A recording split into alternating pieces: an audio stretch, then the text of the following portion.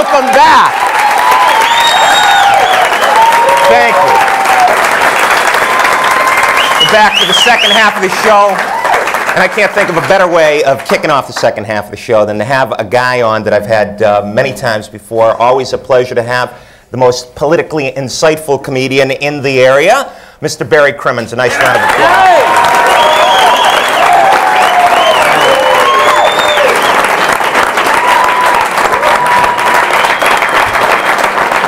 The whole region, huh? Yeah, we're gonna get into politics for a second, but I know you wanted to talk about our wonderful viewing in the Olympics. Well, the Olympics is good. The United States, the official losers of the Winter Olympics. No, actually, I'm glad. I mean, a lot of good athletes, and they worked hard, and that's great. But maybe we should spend less money on beer ads and more money on training facilities. That's right. Yeah. But I like it. Everybody got angry. I was in a bar in Somerville, and by the way, Somerville, that place is devastated by the stock crash.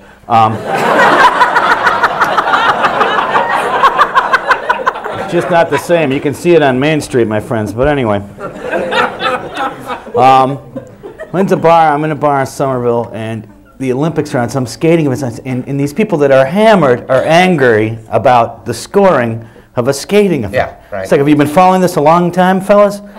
We watched the preliminaries this afternoon, I'll have you know. Remember when the Winter Olympics were in Lake Placid? That was great. The official beer was Schlitz. The official car was Ford. Really impressed the West German team that year, didn't we? People driving around in a Pinot drinking malt liquor. This place blows. How many medals did we actually win? 4, so that comes to about 20 zillion a medal, I think. That's what we ended up paying. In promotional. Yeah, right. But you know what ticked me off was the people going, you know, we didn't win enough medals. It's no good the Americans didn't win. I mean, you know, the Olympics are just about competition and having a good time in this. I don't know. You know, I mean, it's just they put baseball and football in it. They might catch my attention. You know, in like a rectangular foul shooting area. You know, and, you know, the basketball with helmets just never seemed normal to me. And I don't know why I get this really bad feeling in my stomach every time I have to watch Dick Button every 4 years. Well, hey, now, the only comedian in America that would pass up the next cheap joke. That's right. Something about the Dick Button, I believe. See? Well, we had to explain it to the crowd. Yes. So, see the president's annual press conference? Oh, did that happen? That happened last week. Yeah, he's now had 2 more press conferences than State of the Union addresses. I'll have you know.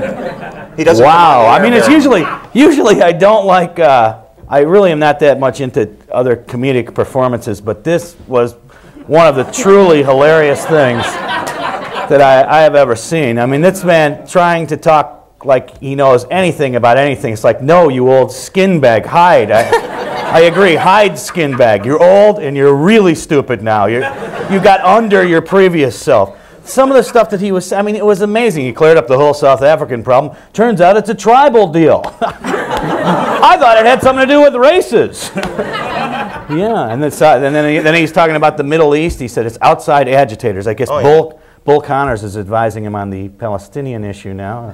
Yeah, there's outside agitators. I believe they're called the Israeli army. And what else did he say? Oh, and that poor Colonel Higgins. Did you see what he said about it? The guy he's a hostage. Reagan's on TV. He's a tough nut. Go ahead. I'm sure he knows a lot, but they'll never break him. He's tougher than that Buckley. I'll tell you that right now. Go ahead, try it. Break it. Higgins is going, no! Now all they got to do is wheel a VCR into the room. He starts spilling his guts. All right, I'll talk. They put the tape in. Helen, okay, that's enough. God. Yeah, nothing and like what else? And then whenever they ask him a question, no matter what it is, it has to do with national security. Well, we caught Mies cheating at checkers. Well, due to secret national lucky security measures without clearance and the code ring in the treehouse at this time, I cannot, and because for those reasons, I can no longer state anything, but if later on you're in the special lucky club, perhaps. Jeez. He does get specific on those. He is a dim bulb. Yeah. He refers to Khomeini. He called Khomeini the Khomeini. And it's like calling you the McDonald. It's like, look at nitwit, you got into office, yeah, chanting jingoistic nonsense about it. At least follow it up, you know. Know who you hate, you know. When is Khomeini going to die, though? The guy's... I don't know. Oh, he's got a bad heart. They told us that 9 years ago. Kind of an Olympics between Reagan and Khomeini. See who loses the least amount of skin running around the track or something like that. I'm going to put him on the luge. Put them all on the luge. Yeah, well, let's see what else we got. Get some other stuff you want to talk about? Yeah, we got a presidential election coming up. I think you'll agree with me. The big problem is somebody is going to win. Who do you like in the election? Oh, actually, well, I'm supporting Jesse Jackson, so people will be burning shamrocks in my lawn. Yeah, but I mean, the second hippest guy running for president is Paul Simon, and he constantly compares himself to Hubert Humphrey. Ooh, stop pulling my left-wing heartstrings, won't you? You know, why don't you just quote Mayor Daley and get it over with, Paul? Paul Simon, I mean, he's a kind of an interesting theme and message for the Simon campaign. They identified him with every major loser for the past 30 years. America's ready for a loser. We're not quite sure about that, Paul. Who else is running? Anybody? Well, yeah, what do you think of Pat Robertson? Pat, well, I have a special page for him.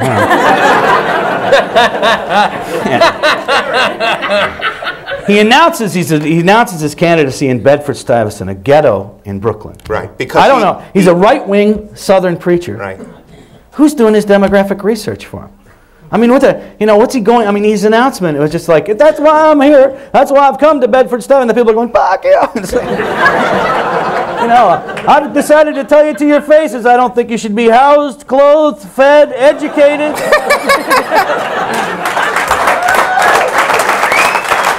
And then listen to this. Right when he makes the announcement, an earthquake hits California, and they had to switch away on CNN. At that moment, I'm thinking, you know, there may be a God. Of course, later, Pat took credit for moving the earthquake. So. He moved the hurricane. So he moved the hurricane. He claimed he moved the hurricane off the coast of the United States. You know what hurricane it was? Hurricane Gloria. What was the last hurricane that hit Massachusetts, my friends? Hurricane Gloria. That's right. I didn't realize we had seceded. Yes, but that's... What do you think of Dick Gephardt? Dick Gephardt, he has the big star. Well, I really would have liked to finish off Robertson. But Gephardt has that star in the middle of his, you know, it says Gephardt and has the Chrysler sign. Yeah, it does. What is it? Is he looking for that disenfranchised Iacocca voter? I don't know. He's you know, plus he better stay out of any sort of Asian restaurant for a while. This is the message he's been delivering. Yeah, he's... That's okay. That's a good joke. And those of you that didn't get it aren't qualified to vote tomorrow. But it's just what the Democrats need, another stiff dick. So. Well, there you go. That we need another president named Dick is not necessarily. Right. You know, we remember what the last one did. He left. He certainly did. And you can't rule out Nixon. Nixon could make a run for it because Nixon's like herpes. You know? You think he's gone, you pick up the paper, you know, Newsweek, open sore on the cover. He's back. Ah! Yeah. Well, who else we got here? Let's talk about our own governor of Massachusetts. Oh, yeah. I'm supporting the Duke for governor, by the way. The Duke for governor, not for president.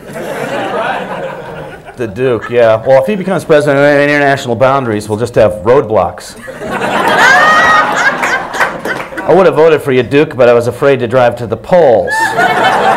Those 2 checkpoints between my house and the elementary school, a block and a half away. I did have that rum cake over the holidays. People, you say, you're from Massachusetts, you have that liberal governor. I say, oh yes, here's my state safety tattoo right here. Yeah. Hi, Governor, I'm on cable too. He hates me. He really does. I saw him one day. Are you doing comedy or are you doing politics today, Barry? I should ask you the same question, Governor. But anyway, he talks about himself in the third person too often. Michael Dukakis does this. Michael Dukakis does that. You know, Michael Dukakis. Then he did the Mexican ads. Miguel Dukakis does this. Miguel. Yeah, down in Texas, he's doing the Spanish-speaking ads. I know. He's unbelievable. You know, what do you think of him on the environmental The man issue? thought he was. This man thought foreign policy had something to do with the 413 area code. Now he's making phone company ads. You know, a 5-minute call from Georgia to your lieutenant governor can keep you vaguely aware of your state's affairs. But now remember, nuclear stuff's immoral in New Hampshire, but it's on Route 128. That's right. It's part of the economic miracle. I don't know, you know, this whole thing, Dukakis, America's technology region, 120, why don't you just put an X on my head? Yeah. Exactly. But Dukakis, he takes all this, I mean, you know, this state, I mean, he's supposed to be this liberal, you know, anti-war guy, and really, I think what he is he's the caretaker for Ronald Reagan's electronic munitions dump, you know, and he takes the proceeds from that and he puts anti-war ads on TV. That annoys me a little bit. If he's such a leader, I think maybe he could lead the kids from MIT away from figuring out a better kill ratio and lead them towards figuring out how to get some water pumped into my home that I can drink so I don't have to pay a ransom fee to Belmont Springs every month. Right.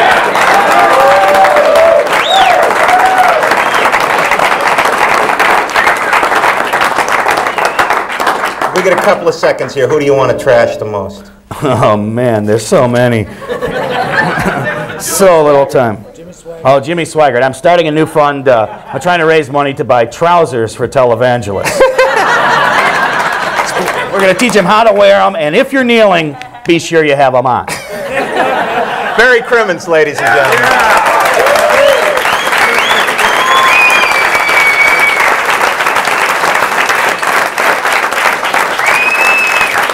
Always a pleasure to have Barry on.